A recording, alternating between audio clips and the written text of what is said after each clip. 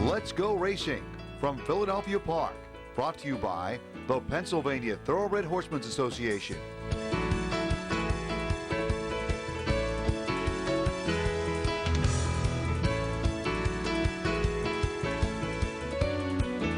Welcome, everyone, to Philadelphia Park for your Preakness edition of Let's Go Racing. On the program this week, Dick and I will take an in-depth look at what was a very memorable running of the Preakness Stakes. We'll also get a chance to hear from the connections of Afleet Alex on their big victory on Saturday afternoon. Hi, Keith Jones here in the beautiful Grand Foyer at Philadelphia Park for Let's Go Racing. Dick Girardi from the Philadelphia Daily News, my regular co-host on hand, back up from Baltimore. And Dick, my first comment on the Preakness Stakes, just a little three-letter word. How about wow? Yeah, I've been at every one since 1978, Keith, and obviously I've not seen anything like that there or anywhere. To see a horse do what Afleet Alex did at full run, coming around the turn, flying, looked like he's going to win by 100.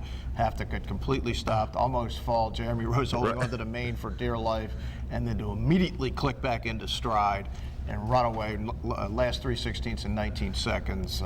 Just an awesome just a performance. Remarkable performance. Yeah, A little bit of memories of Ali Sheban bet twice there in the Derby from years ago, but not like that. Yeah, this was way worse. I was at that Derby, and that was certainly significant. This was almost beyond belief. Well, Dick, of course, the Preakness distance, 1 mile and 3/16. The track did turn fast after a difficult Friday. But Dick, let's go down to Baltimore and Pimlico and get the call to the Preakness Stakes from Dave Rodman. Well, the first time since 1992, and we're off and running in the 130th Preakness. And that was a great start. Scrappy T closing argument headed out to the front. Wilco is there. In between horses now galloping. Grosser going to be taken back a bit. And here comes High Limit. And on the far outside, Going Wild. So High Limit and Going Wild and Scrappy T third. Closing argument fourth, Galloping Grosser, followed by Wilco, then back to Sun King. High Fly to the first turn is parked in mid-pack at about 6 lengths off the lead. Sun King is now settled back there as well. Greeley's Galaxy up against the fence. Here is Afleet Alex, some 10 lengths from the early pace up ahead. Hal's Image is racing a bit off the inside and drops back some. Giacomo is back there as well. And now Hal's Image drops to third to last. Malibu Moonshine, Noble Causeway is the last runner in about 14 lengths from the front. 23 the opening quarter, 46 flat for the half mile. So a spirited, honest pace here. 5 ace to go. High Limit has it by a head. Going Wild there on the outside. Scrappy T right there third. Galloping Grosser. Closing argument. High Fly outside. Greeley's Galaxies down to the fence. Sun King and Wilco. Afleet Alex has 6 lengths to come now, and Afleet Alex is down inside. Pinned down, has a bit of run, it appears. Afleet Alex going to take the rail run in the prime real estate into the far turn with 3 ace to go. Afleet Alex stymied there in behind a Greeley's Galaxy. But Scrappy T fights for the lead and makes it. It's Scrappy T at the 5/16 taking over High Limit, and Afleet Alex has room to roll at the quarter pole. Afleet Alex is coming after Scrappy T in the Scrappy T taking out Afleet Alex, who almost went down. Scrappy T bearing out of the 3/16. Afleet Alex, boy, does he have some heart. Look at him come back, a furlong to go. And down to the final furlong in the Preakness. Afleet Alex, Scrappy T, how much the best is he? Afleet Alex strolling home in the Preakness to win by 3. Scrappy T second, and Giacomo third. Afleet Alex, awesome! Now, Dick, this was absolutely a performance for the ages as he pops into the screen. Afleet Alex finally getting some room in behind Greeley's Galaxy on the far turn there. And when he does get clear, Dick, it is a turn of foot that is absolutely breathtaking. And my first question to you, Dick, if he doesn't get caught up at the top of the stretch, how much is he going to win by? Yeah, I'm thinking 10. Yeah, I'm thinking maybe even threaten Smarty's record from last year. There's no telling, Keith, because he was going as fast as horses can run. And all credit to Jeremy Rose for keeping the horse up and keeping his balance. But that was a sensational ride by a kid who everybody, including myself, was questioning a few months ago. Took a left turn out of the gate to get himself close to the rail, weave between horses. Anytime there was an opening, he went for it. Just an absolute brilliant tactical ride. Can't do it, of course, without the horse. This horse has that on-command acceleration. Jeremy told me, he said, anytime I want it, I got it. Keith, this is a 112 buyer. Wow. Under those circumstances, I say this compares very favorably to Smarty Jones 118 in last year's Preakness, because I'm thinking if he gets a chance to go all the way, it's obviously going to be a far faster time, and maybe it's up in that 118, 120 range. Oh, Dick, I got to give you some major props. When I look back at our show from last week, your comments, you were all over the Preakness. You had Alex winning decisively. Right. Of the new shooters, the one horse that you pointed out last week was Scrappy T, and you really were all over everything. Yeah. So I got to give you I your appreciate demand. that. I had a real sense of this race. I've had a sense of the Triple Crown. I just wish this would have been the result in Kentucky, because I'd have come back, Bruce and I'd have come back with a lot of money. I'd have given him some, but I'd have had a boatload, because this was the exact race I thought we were going to see at Kentucky. Alex winning by a lot, Giacomo straggling in for third, and me getting the superfecta. But the reality is that move there, because of the 20-horse field, Jeremy Rose had to use the horse earlier than he wanted to. At Pimlico, he could wait, make that one big run. He actually had to make two big runs, as it turned out. But this is a sensational horse, and major credit to Tim Ritchie, who has not gotten enough. Everybody said, what is he doing? He's got this horse out going 5 miles a day. This horse is so aerobically fit right now, he could run forever.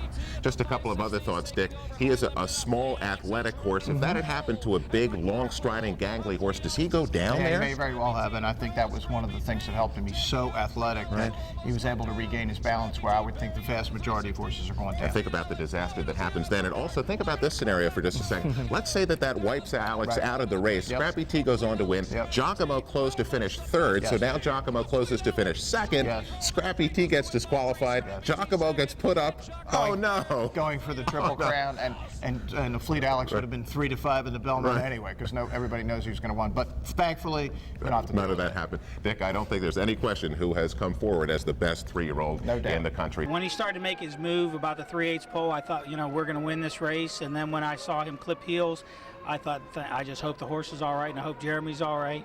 So it went from the thrill of victory to almost the agony of defeat to back to the thrill of victory, because he gathered himself up and Jeremy stayed on, collected the horse, and made another surge, and obviously won the race. So it was very exciting.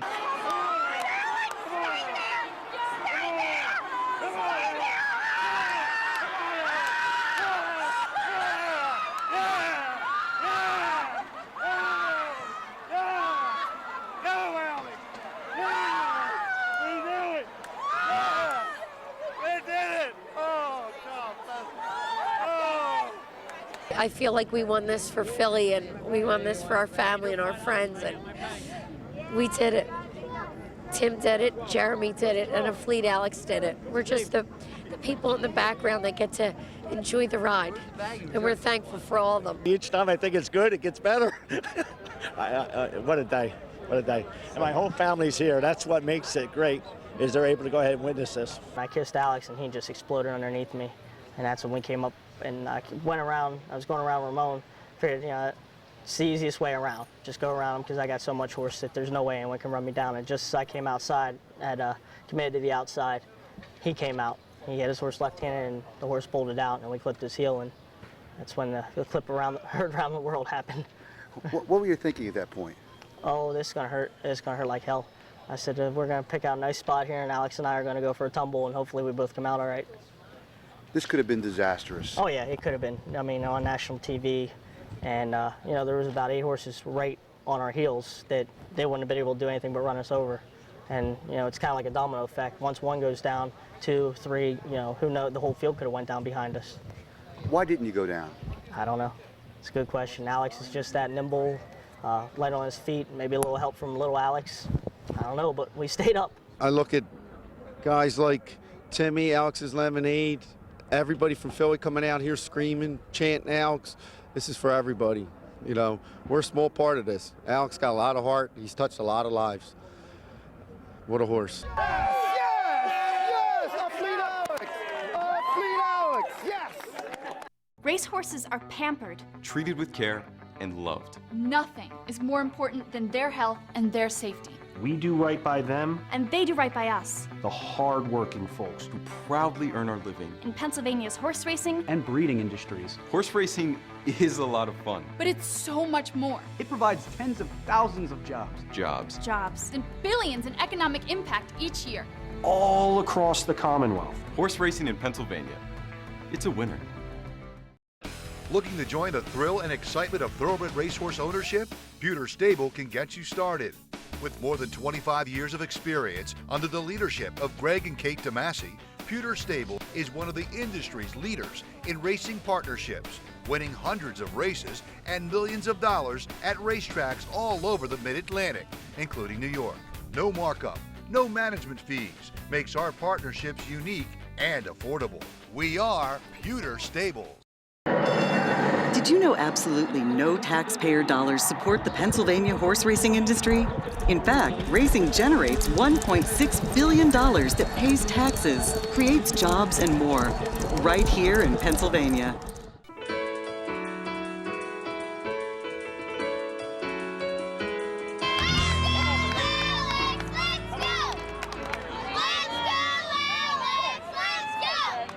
Welcome back, everyone, to the Grand Foyer at Philadelphia Park. You're watching Let's Go Racing. Keith Jones with Dick Girardi. And let's head back down to Pimlico and get some more coverage from the Preakness Stakes. We did it. We did it. We did it. What a... Oh, my God. I love you so much. I love you, baby. Oh, my God. Chuck. Oh, yes. You see that top of the stretch? You should have went down. Oh, my God. Jesus Christ. Oh, my God. What a ride. Yes. What a ride. Yes.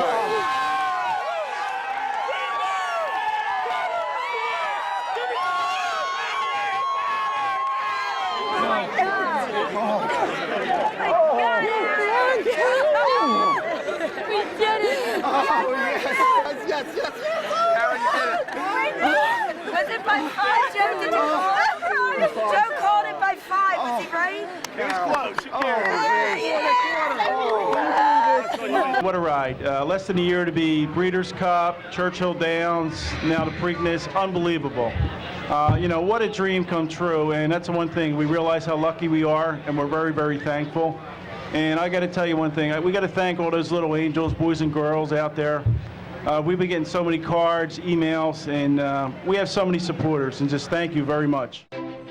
Turning for Home is a nonprofit that has provided nearly 2,800 former racehorses with a safe retirement. The program was created through the foresight of the Pennsylvania Thoroughbred Horsemen's Association. We all love animals, and to give back to something that helps us so much, it's a great thing. Responding to the need for a better system that addressed the uncertain future for the retiring equine population at Parks Racing, the PTHA rallied horsemen to support the program. These horses can do anything from hunter jumpers to western to therapeutic riding. Turning for Home became the first on-track retirement program at a year-round racetrack. We want to make sure that our horses that have run so well for us over the years get the great opportunity to get a new vocation. Out of everything that we've done in Pennsylvania for racing, I think that's the thing we can be most proud of. If you would like to help these amazing animals find a great second career and forever home, please give us a call or contact us at turningforhome.org.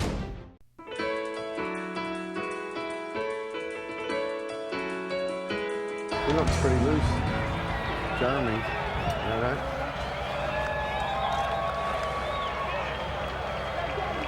Go get him, Jeremy. Get him, Jeremy. Come on, Alex, we love you. We love you, Alex. Felt like you were riding for a higher purpose today. Yeah, I wanted to get his respect, get more money for the Alex Foundation, which I think we've done. I don't know how the lemonade stands did, but it looked like they were doing very well today. Jeremy's a big believer in my Alex, helping him along, and he definitely thinks that she kept him on the horse today, and I'd like to think that too. I feel so great. He finally got his reward. Tell me what you were like when you saw him coming down the stretch. Oh, when he got bumped, I thought I was just going to faint. I really felt like I was going to faint, and I can't explain it. It's just so great. I can't explain it. I'm so proud of Jeremy, and I'm so proud of Alex, and I just can't believe it. Did your heart skip a beat when he got bumped? Yes. I prayed to my grandfather to help us out this race. I just can't believe it. I'm so thankful. Dick, you were down, of course, at Pimlico for the big Preakness weekend. Give me some sense of what the excitement was like in the Afleet Alex camp after that victory. I mean, it was completely insane in the boxes. I mean, all the owners are there, and of course, it's just one group of owners going nuts, and they were going nuts. Joe Lero said, "I thought I was going to hit my head on the ceiling." Well, there was only one problem: there was no ceiling above it. But he didn't know. He just started jumping. Right. Winter Circle was a mob scene. Mike Gathica from Pimlico said to me, it was bigger than Smarty Jones and Funny Side combined. Wow. In the Winter Circle. Jeez. I mean, they were trying to keep people out. It was nuts. And then the party moved on to the Marriott downtown between the Inner Harbor and Little Italy. Ended, I don't know when. You know, I was long gone, but it ended like 5:30 in the morning, I'm told. And it got a little Didn't hang in there till 5:30. No, I can't hang with Joe and those people. I mean, they're unreal. But so they had a good time. They're having a great time. I mean, Chuck Zackney put this together a year ago, Keith, and what a thing. Let's look ahead a couple of weeks. Belmont Stakes, no Triple Crown on the line this time. Is that going to shorten up the field? And we're looking at for Alex. Yeah, I think it will shorten up the field. I don't think you're going to see a lot of the horses back from the Derby and the Preakness, just a few. There'll be a couple of new players in there. I mean, I don't think Going Wild is going to be in. At least I haven't heard Yes, he will. You know he will. No, he can't be. So Afleet Alex will be a very short price, probably odds on. I'm not sure about Giacomo. John Sheriffs, they sent him back to California. Sound like Jerry Moss wants to run. Right. Sound like John Sheriffs isn't quite as sure, so we'll have to see if Giacomo comes back. But that would be the story, Derby winner against the Preakness winner. That's what we're hoping for. Well, Dick, this is another breathtaking horse to enjoy. Afleet Alex with that turn of foot is really becoming a major factor here, and we are certainly enjoying the ride once again. Turning for Home is a nonprofit that has provided nearly 2,800 former racehorses with a safe retirement. The program was created through the foresight of the Pennsylvania Thoroughbred Horsemen's Association. We all love animals, and to give back to something that helps us so much, it's a great thing. Responding to the need for a better system that addressed the uncertain future for the retiring equine population at Parks Racing, the PTHA rallied horsemen to support the program. These horses can do anything from hunter jumpers to western to therapeutic riding. Turning for Home became the first on-track retirement program at a year-round racetrack. We want to make sure that our horses that have run so well for us over the years get the great opportunity to get a new vocation. Out of everything that we've done in Pennsylvania for racing, I think that's the thing we can be most proud of. If you would like to help these amazing animals find a great second career and forever home, please give us a call or contact us at turningforhome.org.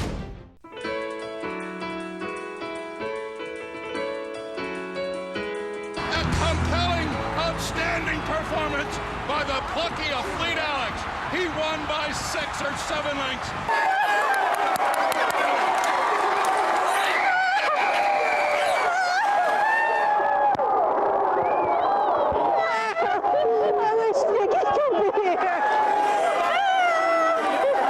Welcome back, everyone, here to Philadelphia Park. We're here in the Grand Foyer for Let's Go Racing. Keith Jones with Dick Girardi. Dick, you and I, over the past couple of weeks, have talked about we just love Afleet Alex. We think he is absolutely the best of the crop right now. You go up to Belmont Stakes for the Belmont Stakes, and some weird things happen. Of course, we watched what happened to Smarty last year. Right. Sarava dropping that huge bomb. Of course, who can forget Real Quiet getting nipped in the last possible minute? So Afleet Alex looks best on paper, but man, you never know up there. No, you don't, Keith. I really thought that Smarty Jones could not lose last year. I did not anticipate the scenario that we got. John Service, because he's the sharpest guy around, he understood that that was a possibility, and had told me about that. This one, I didn't think there was any scenario that could get this horse beat, other than, as Jeremy Rose said after the race, he goes too soon or too late. You know, really all he had to do was just sit there and let his horse enter into the race, because he was just, I mean, this was a really bad field. Right. And Chuck Zackney, who's a horse player before he became a horse owner, said to me Saturday night, he said, look, you know, we love our horse and he's terrific, but he didn't beat much. Right. And that's a fact. Well, Dick, you talk about not beating much. Afleet Alex is going to go off at just a little bit more than even money. But when you look at some of the betting patterns in here, you have a horse that's a maiden, Nolan's Cat. Right. Now, he's going to go off at 20-1. We're going to actually see that the horse is a maiden. He's going to finish third in the Belmont Stakes, and that just tells you about the field. Yeah, it does. You know, and it just wasn't a great bunch. But you know what? When you're a really good horse, and Afleet Alex is a really, really good horse, what you do when you run against a bunch of mediocre horses, you crush them. That's what you're supposed to do. Even at a mile and a half. Well, Dick, we of course know the distance, a mile and a half. The track at Belmont was fast. It was a hot, steamy day up in New York, just as it was here in Philadelphia. Afleet Alex bakes from post position number 9. He goes off at even money. The 5 horse is Giacomo. He'll go off here at 5-1. And Dick, let's get the call of the Belmont Stakes from Tom Durkin, a very memorable running of the Belmont. Pinpoint breaking quickly toward the inside. A. Piero with some early speed on the outside, Southern Africa, as they make their way into that first turn. Chekhov caught very wide. Indy Storm is also in the early mix. So they move into the first turn, and it's Pinpoint to be the leader. A. Piero alongside him. Southern African on the outside runs in third. Chekhov is 4 wide, while fourth. Giacomo's got a good spot early. He's running 5th toward the inside. He's only about 3 or 4 lengths from the early lead. Very close for Giacomo. Indy Storm on the outside is now 6th. Watchman is 7th in between horses by 2 lengths. And then it's Afleet Alex, who is now running in 9th position on the inside. Reverberate on the outside, Andromeda's Hero, and a long way back to Nolan's Cat. The first quarter went in 24 2/5 seconds. They run the opening half mile in 48 3, so the pace is slow to develop here as they begin that long run down the Belmont backstretch. And it's Pinpoint with the lead. A. Piero right up and on the pace, running in 2nd. On the outside, Southern Africa 3rd. Chekhov just a length and a half behind the lead in 4th. Giacomo is moving sweetly at this stage. He's 5th, only about 3 lengths from the lead. Then it's Watchman 6th toward the rail. Indy Storm is now 7th. Afleet Alex is still lingering at the back of the pack. He's about 10 lengths from the lead with 5.5 furlongs to go. Andromeda's Hero on the outside of him. Reverberate to his inside, a long way back to Nolan's Cat. 3 quarters in 12 4. So Pinpoint is trying to do it all the way on the lead here. Pinpoint is still the leader as they approach the far turn. Southern Africa on the far outside. And there goes A. Piero. And there goes Giacomo. Giacomo rallying on the outside and rallying boldly. Indy Storm is following him. Afleet Alex. Jeremy Rose is yet to make a move on him. He's still 5 lengths from the lead, and he's running on strongly. And now the field approaching the top of the stretch.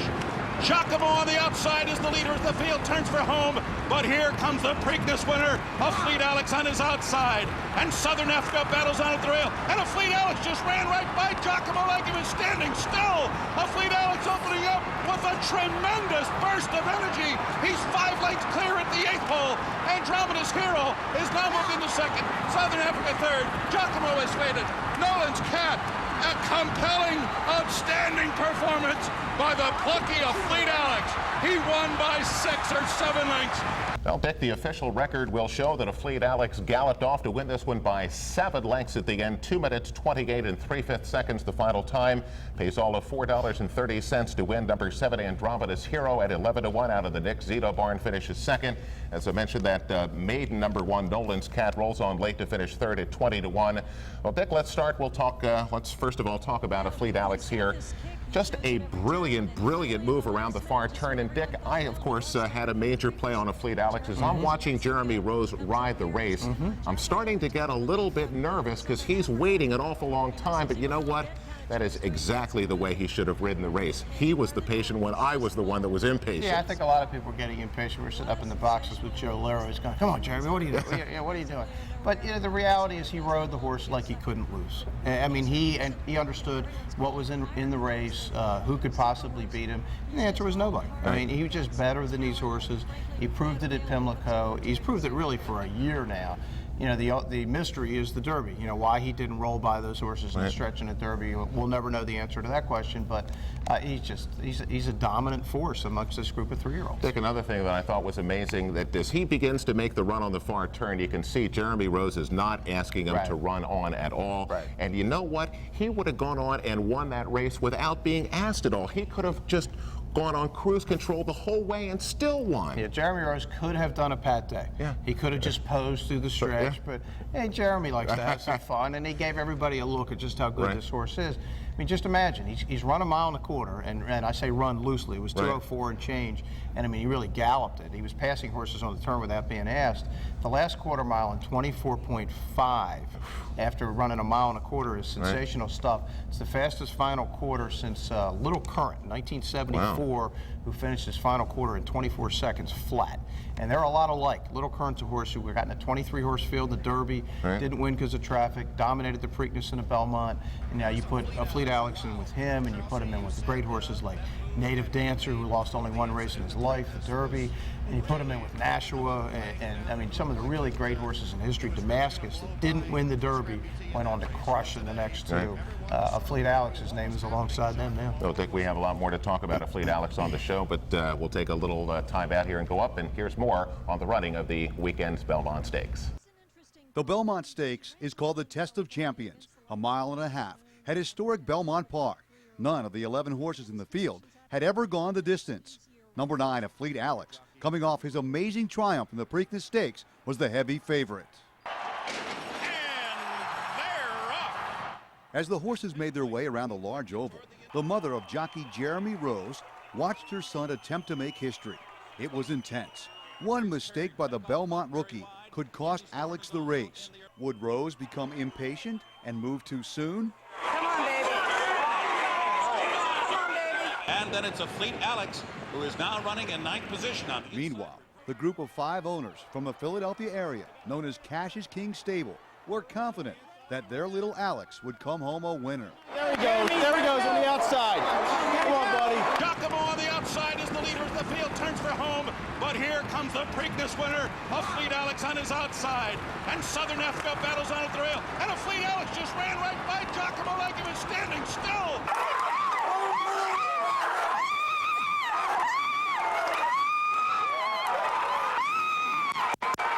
Afleet Alex opening up with a tremendous burst of energy.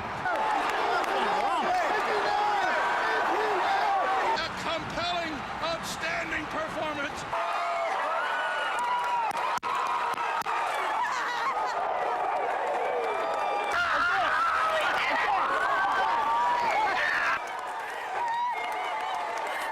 It's pretty much perfect. He broke, he relaxed straight back to me just like he always has. Filtered his way through traffic, top of the lane. I was still setting with a lot of horse, and he finished up strong. Just like we planned, buddy. Just like we planned. It's too hard to describe. It's just a craziness. It's an out-of-body experience, that race. It's torture before the race, but after the race, it's just unbelievable. What a special horse. So Afleet Alex wins 2 legs of the Triple Crown, missing out on the Kentucky Derby by a length. Oh, what could have been? 2 out of 3 is pretty good. We had a good trip in the Derby. We came up a little short. But at this time, I think everybody knows we have the best 3-year-old in the country, so I'm pretty satisfied with that. I knew he was hanging in the back, and when he started making his move, I was like, oh my God, please, and here he comes. We didn't see him, and then he's crossing the finish line. Well, you're sipping champagne. It must have been a good day. It was an excellent day. Everything went right for us. Jeremy came back safe. The horse came back safe. No problems this time. A lot of fun. I was always surprised when people would say, well, geez, he can't do a mile and a quarter. He can't do 2 turns. He couldn't do a mile and a half. I mean, if it was 2 miles, he'd do 2 miles. Please, don't drop it on my head. We're going to have to give him our purse. Who's our second trainer? Rocky. Yeah. Got it? I got it. All right. Okay, guys. First off, congratulations.